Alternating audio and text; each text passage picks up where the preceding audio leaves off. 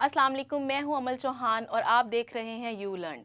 क्या खूब कहा इलामा इकबाल ने, अफराद के हाथों में है अक़वाम की तकदीर। अफराद के हाथों में है अक़वाम की तकदीर, हर फ़र्द है मिल्लत के मुक़द्दर का सितारा। आज हमारे साथ मौजूद हैं कासिम आगा ख़ान साहब, जिनका ताल्लुक़ है आईटी इंडस्ट्री से, जो सीईओ हैं टेक्नोलैंक्स कंपनी के। आइए जानते हैं सर से इनके आईटी के सफ़र के बारे में और ये पाकिस्तान में ई लर्निंग का क्या स्कोप देखते हैं। अस्सलाम वालेकुम सर। वालेकुम अस्सलाम। कैसे हैं आप? जी, शुक्र अल्लाह।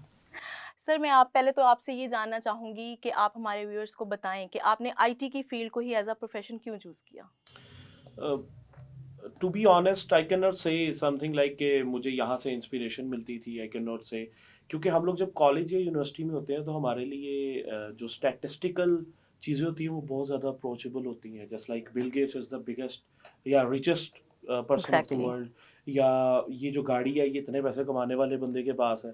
तो बहुत सारी अट्रैक्शंस होती हैं। There was nothing like attracting.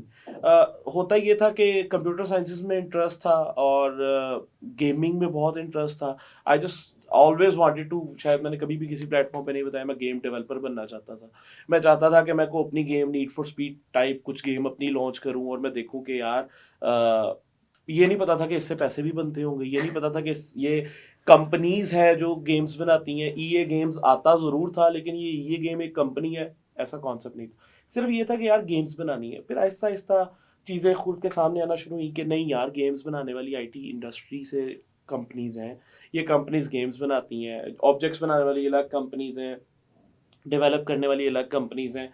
So ultimately चीज़ें एनालाइज करने के बाद पता ये लगा कि यार गेम डेवलपमेंट के लिए आईटी में घुसना ज़रूरी है, जिसकी वजह से आहिस्ता आहिस्ता एक डायरेक्शन मिलना शुरू हुई and I just jumped into it completely. और उसमें सबसे ज़्यादा इंपॉर्टेंट चीज़ ये थी कि आई वॉज टू कंसिस्टेंट। मुझे ये लगता था कि अगर मैं किसी भी चीज़ को एग्जीक्यूट करना चाहता हूँ तो कंसिस्टेंसी नहीं है तो शायद मैं गलत कर रहा हूँ, अपने साथ ज़्यादती कर रहा हूँ या उस चीज़ के साथ ज़्यादती कर रहा हूँ।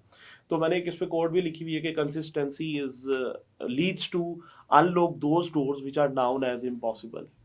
ठीक है, तो दैट्स इट। कंसिस्टेंसी से जो भी फील्ड आप चूज करें, आईटी हो या आईटी से हट के भी कोई हो, तो उसमें कंसिस्टेंसी बहुत कंसिस्टेंसी में। ज़रूरी है। सर आज की दुनिया का जो मुस्तकबिल है वो आईटी से जुड़ा है, कहीं ना कहीं वो आर्टिफिशियल इंटेलिजेंस है या फिर ई लर्निंग है। तो आप पाकिस्तान को कहाँ तक इसमें दुनिया के साथ देखते हैं? व्हाट आई फील इज के सबसे पहली जो चीज़ है कि जैसे आपने कहा कहीं ना कहीं, तो कहीं ना कहीं नहीं है। पूरी दुनिया अब आईटी से कनेक्टेड है। तो आईटी का जो फ्यूचर है, आईटी इंडस्ट्री की जो ग्रोथ है वो अनमैचेबल है। यू कैन से इज के दुनिया की हर चीज़ में आईटी है। जो हम लोग अभी ये कंटेंट क्रिएट कर रहे हैं, दिस इज़ फॉर आईटी, क्योंकि ये कंटेंट ऑनलाइन सोशल मीडिया पे जाएगा और वो पब्लिक में जब जाएगा तो पब्लिक, क्योंकि आज की पब्लिक सोशल मीडिया पे ज़्यादा एक्टिव है। देयर वाज अ टाइम जब हमने कंपनी का स्टार्ट किया था तो हम सोचते थे कि जंग न्यूज़ में या इस न्यूज़ चैनल पे अपना ऐड चलाएंगे तो पता नहीं क्या फ़ायदा होगा।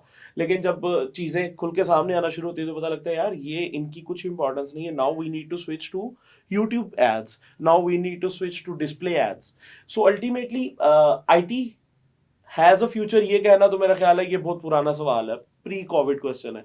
लेकिन अगर मैं ये कहूँ कि पाकिस्तान का ई लर्निंग का क्या फ्यूचर है, so ultimately post COVID everything has been evolved. वो मैं चेंज का वर्ड इस वजह से नहीं इस्तेमाल करता कि चेंज का मतलब ये होता है कि फ्लिप साइड हो गई है। तो जब हम इवोल्यूशन की बात करते हैं, इवॉल्व होने की बात करते हैं, तो वही चीज़ आहिस्ता आहिस्ता बेहतरी की तरफ गई है। तो चीज़ें बहुत ज़्यादा इवॉल्व हुई हैं और जो एवोल्यूशन है उससे ये हमें फ़ायदा मिला है कि हम लोगों का जो ट्रस्ट था, just like the you learning platform, हम लोग समझते थे कि यार ये क्या प्लेटफॉर्म है, हमने क्यों इससे सीखना है। हमारे लिए ऑनलाइन प्लेटफॉर्म पे जाके सीखना अच्छा। हम लोग क्योंकि एक ट्रेनिंग सेंटर है तो हमें ट्रेनिंग सेंटर के तौर पे हमें पता होता था कि बच्चा ये कहता था कि मैं सर फिजिकली मेंटोरशिप चाहता हूँ, मुझे कोई टीचर मिले जो उंगली पकड़ के सिखाएं। तो कोविड के बाद से ये कॉन्सेप्ट बदल गया। अब लोग ये नहीं एग्जैक्टली। समझते कि भाई अब लोगों का ट्रस्ट है यू लर्न जैसे प्लेटफॉर्म पे कि भाई हम लोग साइन अप करेंगे, आधे घंटे में जो चीज़ हमने सीख लेनी वही हमने 4 घंटे में जाके सीखनी है। सो हम लोग it's better to go with online platforms. तो ई लर्निंग और ई लर्निंग का देखिए, मैं अगर अपने बिजनेस में कोई नई नया इंप्लीमेंट करना चाहता हूँ ना, सिस्टम कोई नई चीज़ इंप्लीमेंट करना चाहता हूँ, तो मैं क्या करूँगा? मैं आपके पास आऊँगा सीखने के लिए? नहीं। मैं क्या करूँगा? मैं गूगल करूँगा, गूगल करके मैं देखूंगा कि यार मुझे ये सीखना है। और सामने मेरे फॉर एग्जांपल एक फिजिक्स का एक सोल्यूशन है जो मेरे पास नहीं है, तो मैं फिजिक्स का सोल्यूशन ढूंढने के लिए गूगल पे जाऊंगा तो मुझे यूलर्न प्लेटफॉर्म मिलेगा, वो मुझे सोल्यूशन दे देगा। ये बेहतर अप्रोच है कि ये बेहतर अप्रोच है मैं अकेडमी में जाऊँ, फिजिक्स वाले टीचर क्लास ले रहे हैं, मैं उनसे कहूँ कि सर मुझे सिर्फ ये एक स्पेसिफिक सोल्यूशन है, इसका बता दें, उसके बाद आप बेशक क्लास पढ़ाते रहें, दैट्स नॉट गोना हैपन। ठीक है। Exactly. तो अल्टीमेटली इस एवोल्यूशन की वजह से पाकिस्तान में और पूरी दुनिया में लर्निंग आसान हुई है। लर्निंग आसान होने के साथ साथ आईटी में काम करने वालों को और काम देने वालों को फ़रोग मिला है। हमें पहले रिसोर्सेज नहीं मिलते थे, अब हमें रिसोर्सेज बहुत मिलते हैं। रिसोर्सेज को पहले जॉब देने वाले लोग नहीं मिलते थे, अब जॉब देने वाले लोग ज़्यादा हो गए।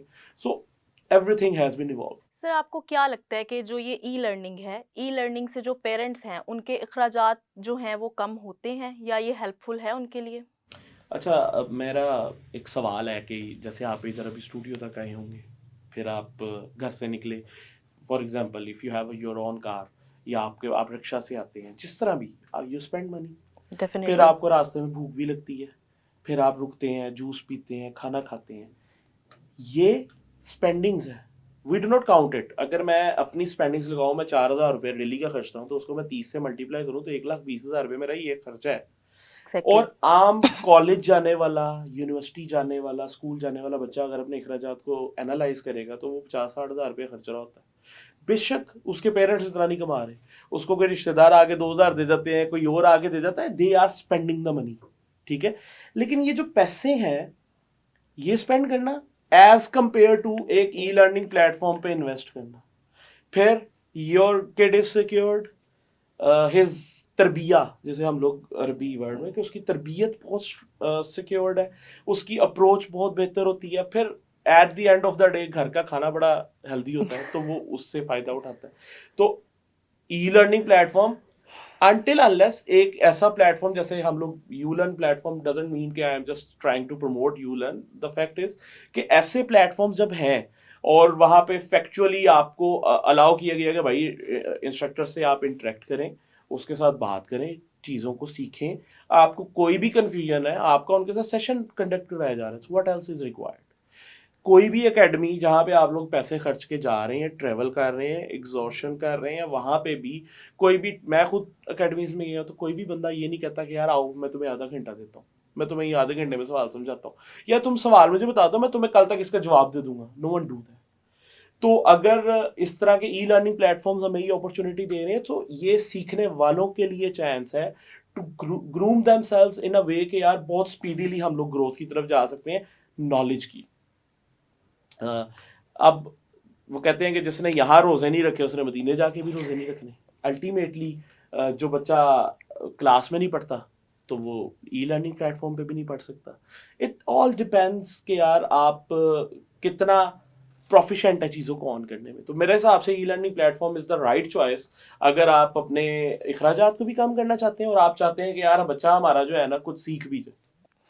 सर आप इन फ्यूचर पाकिस्तान में क्या स्कोप देखते हैं, या फिर आप यूं कह लें कि आप जो ई लर्निंग है उसको किस मकाम पे देखते हैं? देखिए, मैं टू बी ऑनेस्ट, मैं पाकिस्तानी कौम को जब एनालाइज करता हूँ तो मुझे ये चीज़ समझ में आती है कि हम लोग एक चीज़ का जब बहुत ज़्यादा बूम होता है ना, हम उसके पीछे चलना शुरू कर देते हैं।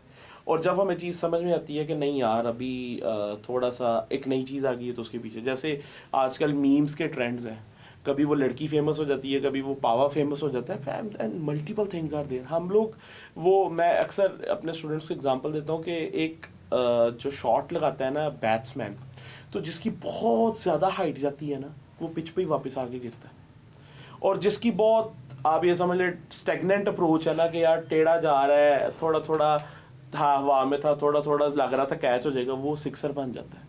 ठीक है। उसका मतलब और मकसद ये है कि कभी भी जो आपकी चीज़ होती है ना बहुत स्पीडीली ऊपर जाती है तो वो हर अरूज को जवाल बहुत अरूज पे जाके नीचे आती है।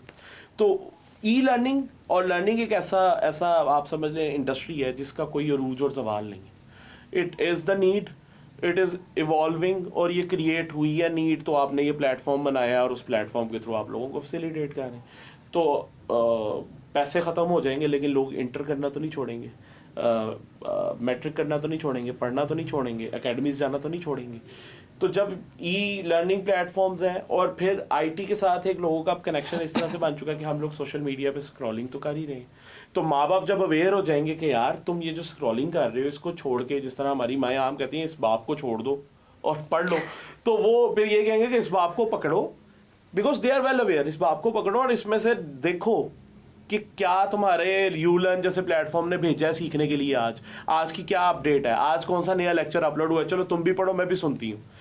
तो it is better for both के माँ बाप भी सीखें और बच्चों को सामने बैठ के पढ़ाएं कि यार तुम क्या कर रहे हो। और उसमें आसानी आप ये देख लें कि जैसे मैंने आपके लास्ट क्वेश्चन में भी आंसर किया कि it's too easy, too accessible, तो हर कोई सीख सकता है। और आज के दौर में जहाँ पे इंटरनेट हर जगह ही आम है, तो जो लोग जस्ट लाइक जड़ावाला से हमारे पास स्टूडेंट आते थे फैसलाबाद में, क्यों जड़ावाला में सर अच्छा प्लेटफॉर्म नहीं था, तो प्लेटफॉर्म फिजिकली नहीं था लेकिन चलो ऑनलाइन तो है ना, तो ऑनलाइन जड़ावाला में भी है, फैसलाबाद में भी है, so this is like more approachable और इंशाल्लाह इसका ग्रोथ ही है। आई कैन नॉट से कि ये नीचे जाता नजर आएगा इंशाल्लाह। बहुत शुक्रिया कासिम साहब आपका कि आपने अपने कीमती वक्त में से हमारे लिए वक्त निकाला, और आई एम श्योर कि हमारे व्यूवर्स को बहुत कुछ सीखने को मिला होगा आपके साथ कॉन्वर्सेशन से।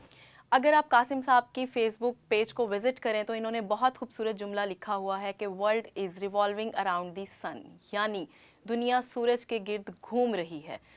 मैं ये पूरे यकीन के साथ कह सकती हूँ कि आजकल दुनिया जिस सूरज के गिर्द घूम रही है उसका नाम है इंफॉर्मेशन टेक्नोलॉजी, आज ही नहीं बल्कि आने वाले वक्तों में भी। तो आप भी इसी रोशनी को अपनाइए और ख़ूबसूरत बनाइए अपने मुस्तकबिल को। इसी के साथ अमल चौहान को दीजिए इजाज़त, दुआओं में याद रखिएगा। अल्लाह हाफ़िज़।